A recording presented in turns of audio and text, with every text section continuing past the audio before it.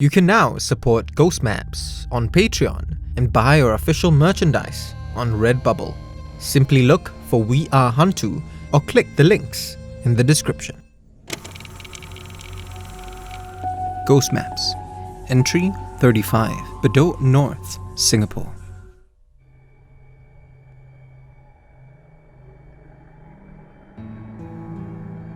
Alan's arms are scarred with reminders of his past.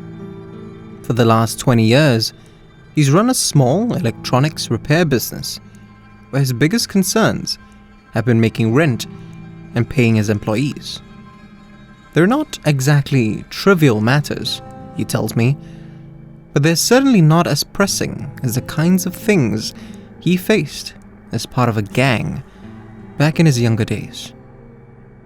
He rubs the marks on his arms, some of them lasered off tattoos, and some of them scars he'd earned from clashing with knife and parang-wielding rivals. I ask him what finally turned him away from that life, and he smiles. 2 women, he says. One of them, he tells me, is his partner, Celine. It wasn't an easy road for them, from meeting and falling in love to leaving behind a world of violence and starting a family. But Celine made it all worthwhile, he says, flipping out his phone to show me pictures of them together over the years. As he scrolls through the photo gallery, I ask Alan who the other woman was. He doesn't say anything. Instead, he lowers his head a little and puts his phone away. His smile slips, only slightly, as he starts to rub his arms again, thoughtfully. I don't repeat the question. I simply give him a moment and switch my recorder on and tell him that when he's ready, he can start from the beginning. It was the early 90s. Alan was returning home at around 11 p.m. from a date with Celine that ended pretty much how most of their dates ended back then, with an argument. He was fuming, but as always, he was angrier more at himself than with her.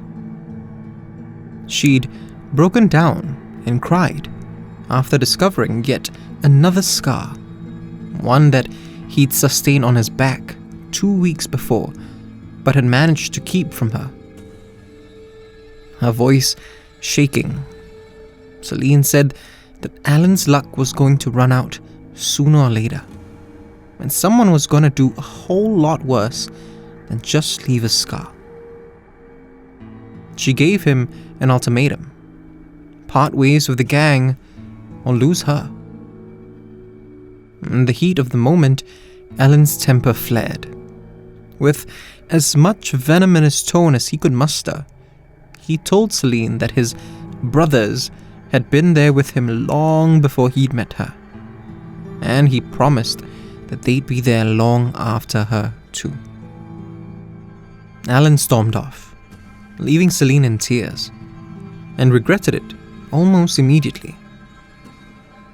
He didn't mean what he'd said, of course. The truth was that he actually wanted to leave the gang, but she just didn't understand how difficult that was going to be.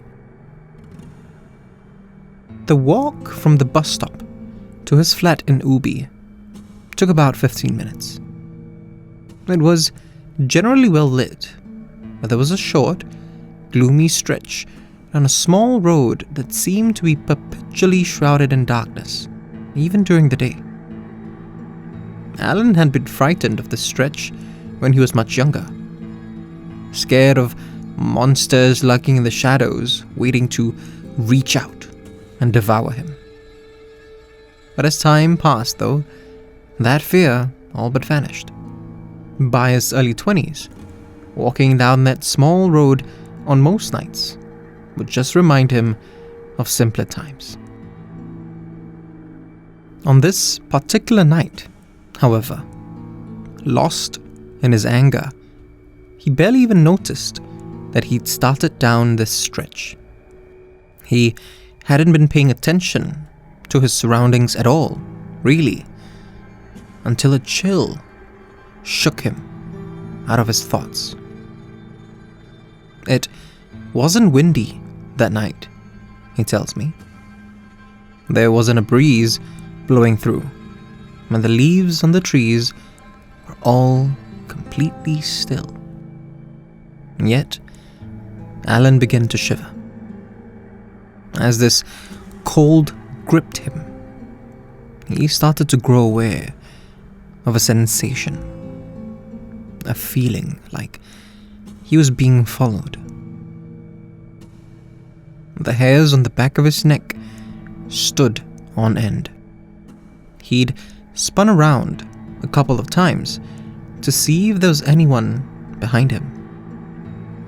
Nothing, except that nagging feeling, and just a glimpse of what looked like a plain white dress gliding in the air around him, always in his periphery.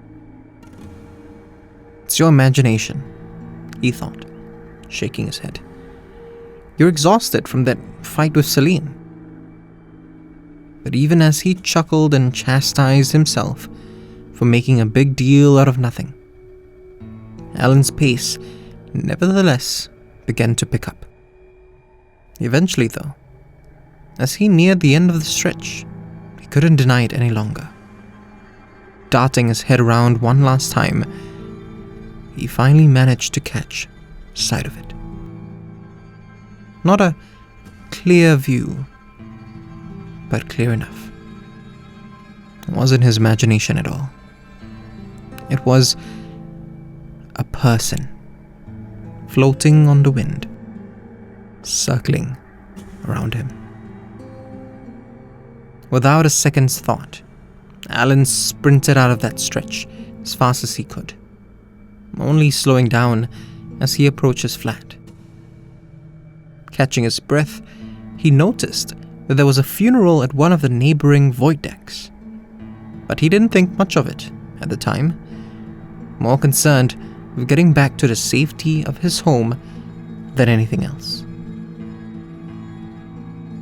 The following day, however, as he was heading out to the bus stop for work, he passed by the funeral again, and something about the deceased photo caught his attention. It was a woman, probably only a couple of years younger than him. Even though she wore a neutral expression in her photo, something about her connected with him. And that's when realization hit. Alan recognized the young woman in the photo. In fact, the last time he had seen her was the night before, wearing white and gliding all around him. Alan skipped work that day and rushed to the temple his parents had brought him to as a child. There, he spoke to a priest who told him that what he had seen was a spirit that didn't know she was already dead. The priest assured Alan that he would speak to the young woman's parents and help the spirit find its way to the other side. Before Alan could leave, however, the priest asked him how he had been feeling. Lost spirits, the priest had said, tend to latch onto people going through emotional turmoil. Still frazzled from his experience, Alan lost his cool once more and yelled at the priest to mind his own business. The priest, however, remained calm. "Resolve what troubles you," he had said, as Alan stormed out of the temple. Furious as he was, though, those words stayed with Alan all day. And later that night, he called Celine again and calmly said that they needed to talk. And a few months after, he finally found a way out of the gang.